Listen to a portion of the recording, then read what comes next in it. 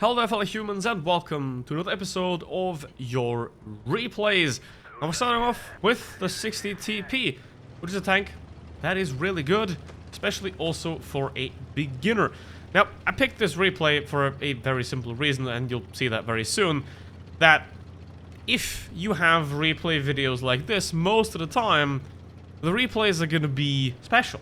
In most YouTube videos, the replays are gonna be special. However, you can still learn quite a lot from them, because in this case, for example, there is no medium tanks. If you have no medium tanks, you can maybe pull off a position like this one, because, first of all, that, and second of all, there is most likely not going to be anyone pressuring you from the other side of the map. However, something like this is still risky, and I absolutely don't recommend doing it either way. Now, if you don't have any medium tanks, you could maybe try to do it. So, it is very important to adapt to the battle and to understand how every single battle works. Because if there were medium tanks in this game right now, there is no chance that this 60 TP would have ever survived. And it already isn't looking that great right now, with the 777 doing a hell of a job with its superior DPM here on the 60 TP. Now, this is not going to end well, is it? Well, let's look at that. Aim straight under the turret, because that's where the ammo rack is, and we have a second ammo rack right there. Ain't that beautiful? Now, obviously that's never going to happen to you. But what you should learn from this is the 60 TP itself can also be ammo racked quite easily. However, don't ever worry about getting ammo racked, because if it happens, it happens, and you can't avoid it happening anyway. And if you try to play to avoid ammo racks specifically, you're just going to do badly anyway. So mind your business, but be aware that tanks have ammo racks, especially Soviet tanks, especially Chinese tanks, and also this vehicle through the front plate can be ammo racked somewhat easily. Now, most of the time, there is no point in knowing the modules of every tank. No pro player knows most modules. I mean, specific tournament tanks, yes, of course. That's where it matters. But if you ask a pro player, where are the modules on a tier 6 something, they're like, huh? So, it's not really that important. However, what you should generally think of is, where is the ammo gonna be? Well, either below the turret or in the back of the turret, because that's where it's easiest to store and easiest to get into the gun. So if you want to ammo rack tanks, that's the spots that you want to aim at. Back of the turret and below the turret in the hull. That's most of the ammo rack's positions, or for example an IS-7's ammo rack position is right behind the front plate as well, whereas the 60 TP has one as well. So don't expect ammo racks, but you can aim at certain spots to make it better. And that's 7,000 damage right there with 2 ammo racks in a single battle. That's insane. You know, after that explosion, we need some tacos, because tacos are always good. Now, this is Taco Dude in a T110E5. And in this replay, I want to talk about the 3 ways to success, because the enemy team is going to perfectly display how to not be successful, right? Obviously, the first way to success is daddy's money. But, because this is WoT Tanks Blitz, that's not going to make you a good player. Then, what you want to do is you want to get the right tank. For example, a T110E5, which is an amazing vehicle that I can highly recommend. So if you don't have a T110E5 yet, what are you waiting for? It is an absolutely amazing vehicle. You should absolutely get it. Then, when you got the right tank, no tank makes you a good player. However, certain tanks, like a 60 TP or a T125, can make playing the game somewhat easier. You also, ideally, want to learn from your mistakes. That's another point. Because this team, the enemy team here, is going to make a lot of mistakes. For example, the Sharfuture, he's not just going to the hill to scout. No, he's going to the hill to die, because he head first into a couple of heavies there. That's never going to work. Is he going to do that again? You bet he will do that again. Because here's the thing about WoT Tanks Blitz. The majority of people, not just in Blitz, but in reality too, are pretty much going through life with an attitude of bleh, pretty much. So, this C100, for example, he can vote. Just put that out there. Now, probably not, because he's probably a child, but he will be able to at some point. So, here, you could get mad if you're on the enemy team. You could get angry, but don't get mad. Why would you? You're just gonna ruin your own life if you get mad at idiots. However, what you can do is make use of them. For example, you see that 704 up there? He's sitting up there, right? He's just... Is he gonna go away? No, he's gonna stay up there. There's 4 tanks currently within range of firing at him. Is he gonna retreat? Is he gonna reposition? Is he gonna... No, he's not. He's gonna sit up there and he's gonna wait for his death. He knows that he's gonna die, but he just doesn't care.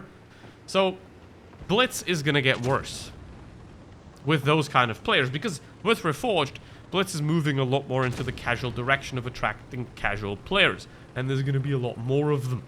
So, you can't do anything about that. You can't do anything about that. However, I mean, you can do one thing about it, and that's just be extremely lucky. That's the extra thing that nobody can control, that just happens, like for example in the 60 TP battle. But luck is something you have to have. You can't obtain it, you have to get it. So, here, again, E5. Perfect positioning here. Are these enemies gonna think? Are they gonna reposition? Are they gonna change something about the way they play the game? Are they gonna move away, reposition, and approach the situation differently? Ah, the Canadian one's just gonna peek out sideways into 3 tanks. Or at this point, 4. So, you can never heal those people. Ever. And remember, the only thing separating you from a better you is knowing what you've done wrong. If you know what mistakes you're making, if you understand the mistakes you're making, like that Canadian one, like that Object 704, if you understand the mistakes you're making and you don't do them again, that's your way to improvement. That's the only way to improvement, pretty much. Find out what you're doing wrong and then not do it wrong anymore. Quite simple, isn't it? Obviously, it takes a lot more effort than that. However, eventually, you'll get a lot better. Now, 2 Kranwagens. They're in a pretty good position right here. 2 versus 2. A mouse and an E5. And they've done a great job here. Focus firing in the mouse.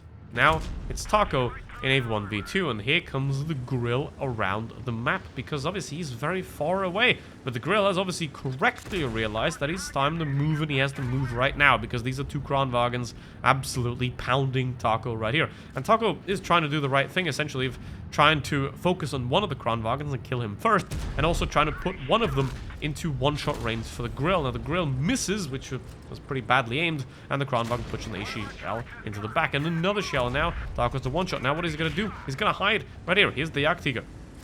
Now, the Ice 8's a bit of a block here, because he's going to stop him from going around the Jagdtiger completely, but now, side scrape of the Jagdtiger, perfectly done here.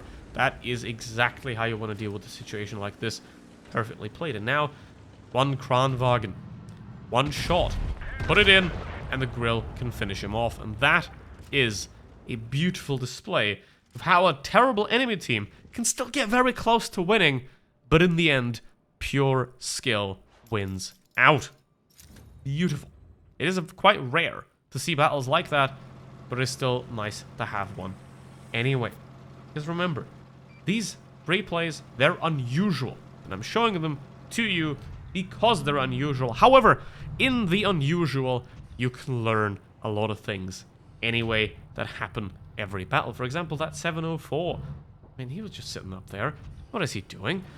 Now, we go to the 121 GFT, a tank that Wargaming really doesn't like selling for some reason, but a tank that, especially if you like tank destroyers, you should definitely have. It's the only tier 8 premium tank destroyers that I would personally recommend. It combines excellent mobility, excellent firepower, with good armor as well. And now, going in the city here.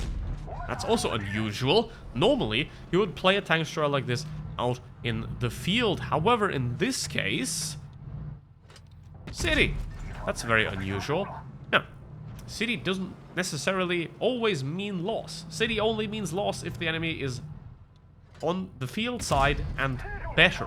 However, generally, you don't want to play this side of the map most of the time. You want to play medium side and middle in pretty much 80% of battles. You want to play medium side and middle. However, there are very few exceptions where something like this is going to work really well. Now, there is another tank out here, and love you, boo. Well, he's going to angle. He's got a problem. I mean, it is an SU-122-44 who's going to do the exact same thing that the Object 704 did last battle. He's just gonna sit there. Look at him. He's not even hiding behind any cover between shots. He's just standing there. Now he's a one-shot. Is he gonna move? Is he gonna hide behind cover? No, he's not. Well, now he is. He just about realized it. It was about a second away from death. But you could see again, he got shot. He got put onto a one-shot. And he stood there for another over 5 seconds. And here's the thing.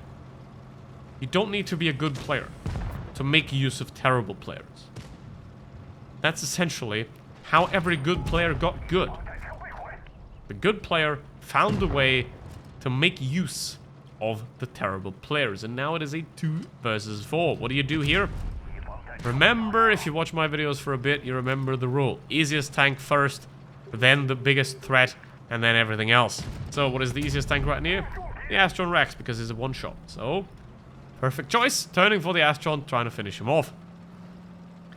And again, he's not being very careful, and he's now dead. And now here's the SU. What's the next target? Obviously, that's the SU. Now, obviously, that didn't pan. SU, next target, boom. Now, turn around. The ML is a problem. Now the biggest threat is the T4A2. Took out the easiest targets in this case, and now the biggest threat, the T4A2. Because you want to put this guy as low as possible so the ML has a chance against the T25, because this is pretty much not going to survive. But again, another bounce off the rear, and another bounce off the front. This is a epic vehicle. And now he's dead, but both of them are low enough, sort of, for the ML to have a chance at winning, which... Let's have a look at that. Obviously, we're going to have to go into the free cam for that. The ML is going to take the T4A2, peeks out sideways, and he dies. And now, only the T25 is left alive. Is he going to play the smart? Nope. He's going to charge him directly. This is a ML1 that has an autoloader and has very good third armor. So what you don't want to do is charge it straight in the face because it has the third armor. But... that's exactly what the T25 did. And now the ML only has to reload and finish him off because he has enough in the clip to kill him easily. Another one that didn't go in. He's still alive. And T25 is no longer. Well, well, well. That is another beautiful replay showing that the unusual still, most of the time, has a lot of usual in it. Like, easiest first, then most dangerous, and then everything else. It's always the same. Every battle mostly always has the same components once you start understanding the flow of the battle. And when you start to understand the flow of battles, that's when you're gonna truly get good, and you won't be that 704.